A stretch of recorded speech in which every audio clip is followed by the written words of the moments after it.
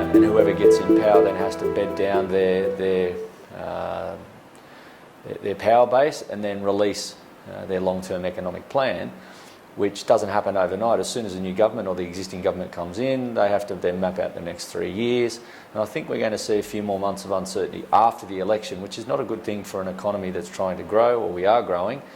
People need certainty and they need confidence when making investment decisions, particularly big, small, medium-sized businesses who've got capital investment, growth plans.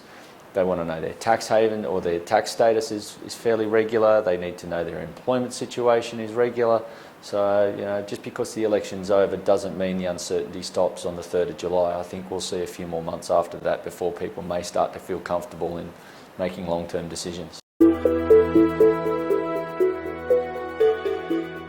And I was totally taken by surprise when reviewing the budget notes and watching the budget at the start of May, particularly given that the Liberals were the government who introduced the major reforms back in 2007, $1 million worth of pre-tax, post-tax contributions, a major reshuffle in the way superannuation operated, you know, tax-free after the age of 60. So we've had effectively 10 years of a stable superannuation environment. Those changes that were announced on budget night flips superannuation policy on its head 180 degrees. Effectively, they've capped the amount of money a working Australian can contribute into superannuation over a working life. So a 20-year-old person starting today who has a work expectancy of, say, to age 60 will only ever be able to contribute $1.625 million into superannuation. Now, they've got to grow that to provide an income for them in retirement. Now, what does the income in 40 years look like? I don't know if that's going to be enough for one person to sustain a lifestyle when our life expectancies in 40 years are probably going to be something more like 110 or 105 years of age.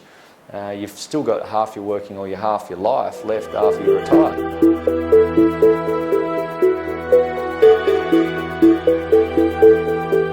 That's what the numbers look like. There's some of the good things in the proposals have taken away the restrictions of contributing into superannuation up to the age 75. They've taken away the work test, which is a great thing. So that's a recognition that people are going to have to work longer to be able to afford to retire. So that's at 75. You can't force people to retire at 75. You have to stay at work until then. But they're making it very difficult for people to be able to save to retire early. Maybe that's the method to their madness. They go, we can't have a huge chunk of society come out as productive members and contributing employees or business owners. We want them to stay in there as long as possible till we find the labour to be able to replace them. Maybe that's the method that they've used. But to limit and cap how much money can go into the superannuation system, I don't think is a smart idea. It restricts how much money is saved for retirement. It's pushing people out into the marginal tax rate system. And we wonder why our tax legislation is so complex, is because fundamentally people don't want to pay too much in tax, but they're corralling everyone over into the marginal system where 49 cents in the dollar is effectively the top rate. And that's a big take of someone's income, whether they've earned it from employment or their investment income.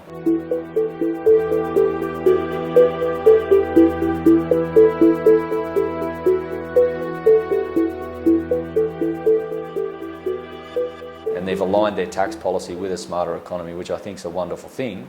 But someone realises an investment as a tech startup makes a fortune. Typically they head overseas. They go, well, I can't stay here in Australia because I do lose 49 cents in the dollar on my income. I may as well go to Singapore, Hong Kong, somewhere where I'm only being taxed at 15 cents in the dollar or 20 cents in the dollar. And don't think those countries don't want people coming to them with 10s, 20s, 30s of millions of dollars, or 50 million, $100 million. They love to have those guys arrive in their country with huge amounts of capital.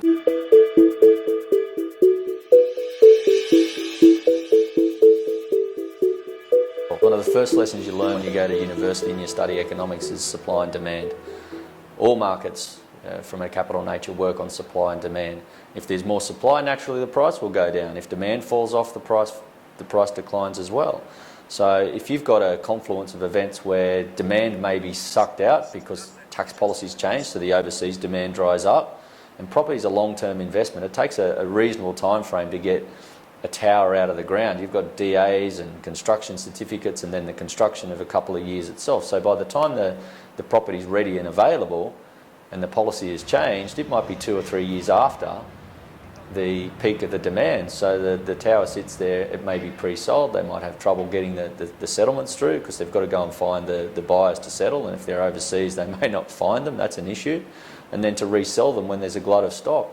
And I can really see those areas like Brisbane where there's been a huge amount of construction in medium density and high density living around South Bank, South Brisbane, with no buyers, there's some potential bargains to be had. Whether those property prices recover in a short period of time, I'm not too sure, but that supply and demand dynamic is really working against significant gains. In fact, I do see some softening in prices in those areas, and we've been telling people, be very careful if you're buying off the plan or you're buying in certain locations and new properties.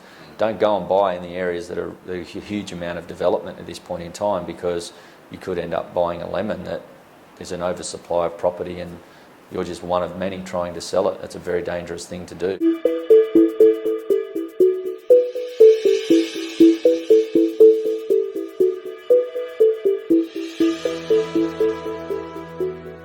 The one fundamental problem we have as a country is we don't have enough people. We've got an infrastructure that provides a fantastic standard of living, and the only thing missing is another 10 or 20 million people. So we do have the land mass. Policies have to be developed to cater for that, which is again long-term planning, and the biggest issue for us is water.